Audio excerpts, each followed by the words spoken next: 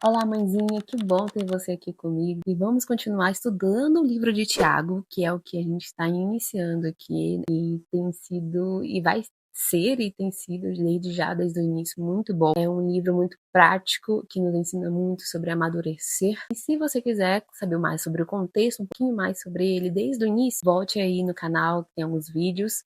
E nesse vídeo nós vamos falar sobre a sabedoria de Deus em meio às tentações e as provações da nossa rotina com nossos filhos e da nossa rotina pessoal também. E entender como Deus ele nos oferece sabedoria para lidar com essas tentações, com esses momentos de provações que a gente passa, que não é pouco, né? E mãezinha, me perdoa aí se eu estiver parecendo meio cansada, né? Como eu já falei no outro vídeo, eu estou no 7º mês de gravidez. Então, assim, ó, já começando a vir o cansaço nas costas, cansaço para falar, cansaço para tudo, né? E eu não quero deixar de trazer esse estudo para você, para que seja bênção na sua vida. Então vamos lá, se você ainda não abriu a sua Bíblia, abre aí no livro de Tiago, nós vamos ler do versículo 5 ao versículo 12. Vou ler um versículo por vez e eu vou trazendo explicações desses versículos. E agora vamos direto lá para o versículo 5, que diz o seguinte, vamos lá. Se algum de vocês tem falta de sabedoria, peça a Deus, que a todos dá livremente, de boa vontade, e lhe será concedida. Aqui a gente pode ver que essa sabedoria que Deus fala no grego significa Sofia, e essa sabedoria, ela é mais que um conhecimento, porque a sabedoria divina, ela é a habilidade de você aplicar o que você já sabe e até aquilo que você nem sabe, porque Deus ele vai te trazendo essa sabedoria e aplicar isso de forma justa, de forma certa, nas situações difíceis. Então,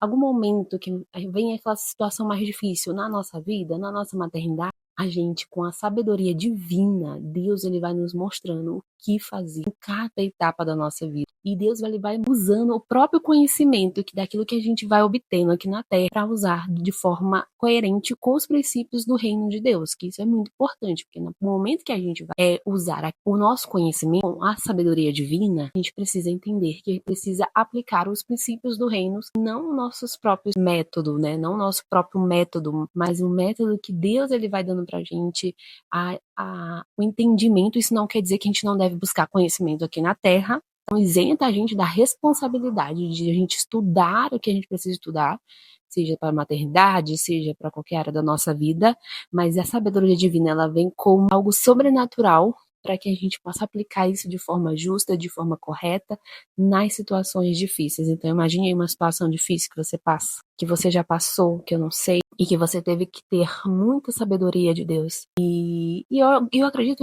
que até em pequenas coisas a gente precisa da sabedoria de Deus. Eu estou num processo de colocar a minha filha no quarto dela para dormir, né? Ela sempre dormiu com a gente. Ela tem 5 anos, então são 5 anos dormindo com o cheirinho dos pais, que é a coisa mais gostosa que eles acham, que é o que eles acham. Minha filha mesmo falou isso para mim, porque ela acha maravilhoso.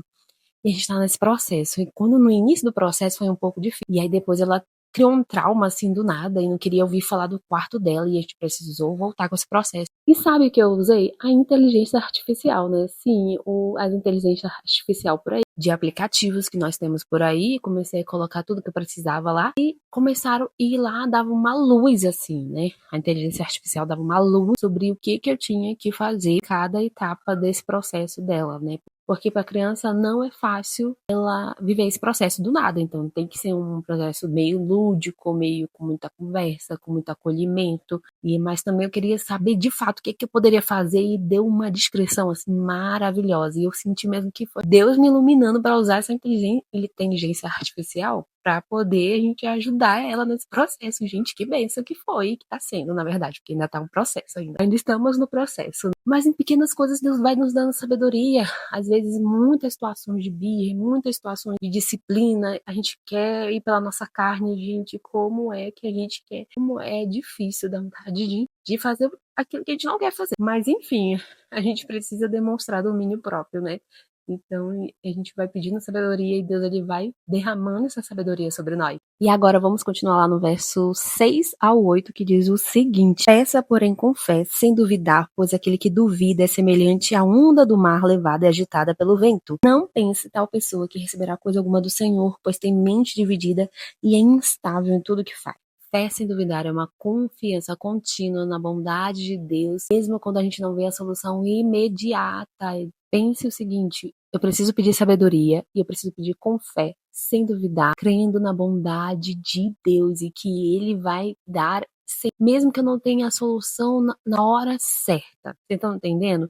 É tipo assim, eu vou orar com fé aqui, Deus me dá sabedoria, mas eu não tô vendo ainda a solução, sabe? Não tô vendo ainda. Será que eu tô sábia mesmo? Aí vem as situações pra gente descobrir se realmente a gente realmente tá sendo sábia e a gente tá confiando na bondade de Deus, que Ele vai derramar essa sabedoria sobre a gente. E a gente sente a diferença de quando a gente está ali todo dia pedindo sabedoria pra Deus, a gente tem o nosso momento com Deus, e a diferença de quando a gente não tem. É, é, é diferente, a gente fica mais estressado, a gente deixa a nossa carne sobressair mais do que o nosso espírito, sabe? E ouvir o Espírito Santo. E não podemos ser uma mulher dividida, instável, porque aí a gente não consegue aplicar os princípios do reino, ao mesmo tempo tentando aplicar métodos nossos. Nós precisamos aplicar a Bíblia, nós precisamos aplicar os princípios do reino. Nós não podemos ter a nossa mente dividida. Eu falo uma coisa porque a gente tem que fazer isso aqui, mas na realidade eu faço outra. Eu não posso ser assim. Eu não posso deixar de ter fé e no momento que eu preciso ter fé, eu não tenho. Então nós precisamos orar sobre isso também. Orar a Deus, derrama fé, sem duvidar sobre a minha vida e sabedoria. Agora a gente vai ler do versículo 9 até o 11. Vamos lá. O irmão de condição humilde deve orgulhar-se quando estiver em elevada posição, e o rico deve orgulhar-se caso passe a viver em condição humilde, porque o rico passará como a flor do campo, pois o sol se levanta, traz o calor e seca a planta. Cai então a sua flor e a sua beleza é destruída. Da mesma forma, o rico murchará em meio aos seus afazeres. Então a gente vê aqui que tanto o rico como o pobre passa por condições difíceis, né? O pobre sendo pobre um dia tá lá, um rico sendo rico, sendo rico um dia pode estar em condição humilde. A gente não deve se orgulhar-se da nossa posição, mas confiar no Senhor. E isso nos mostra o quê? Confiar mesmo no momento de falta ou mesmo no momento de excesso. E ter cuidado para que a nossa segurança não esteja nos recursos externos, no reconhecimento externo, mas a nossa confiança e a nossa segurança esteja no Senhor. Isso, como mulher, como mãe, a gente passar esses princípios de que a gente não deve se orgulhar dos nossos títulos ou daquilo que a gente tem, mas confiar no Senhor e na bondade de Deus.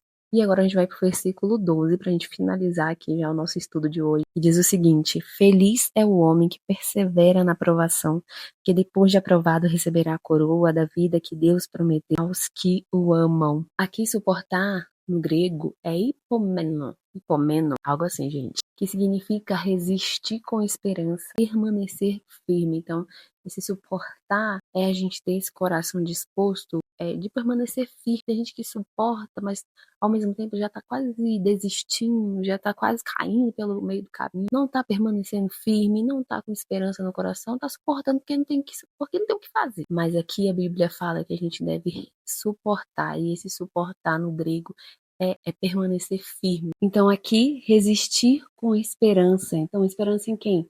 Em Cristo Jesus. Então, esse suportar é permanecer firme, sem desistir, lembrando onde está a nossa esperança, em Cristo Jesus. E a gente vê aqui que tem uma promessa que é a coroa da vida, que é um símbolo de aprovação divina, dada àquela que persevera com alegria no Senhor, meio às provações da vida e na rotina de mãe. Então, quando seu filho estiver fazendo algo que você não sabe nem como reagir, peça sabedoria. E quando tudo estiver difícil, você quer gritar, você quer fugir, lembre que Deus te dá generosamente. Ele é bondoso. Peça com fé. E quando você sentir que está falhando como mãe, que muitas vezes a gente sente que a gente está falhando demais, eu ainda sinto isso várias vezes, quando você sentir isso, lembre que a aprovação, ela está moldando em você uma mulher madura. Então peça alegria, peça sabedoria em minhas tentações e força para o Senhor. Ele está moldando você para ser uma mulher mais madura em Cristo Jesus. Então, mãezinha, não tenha medo de pedir sabedoria ao Senhor. Peça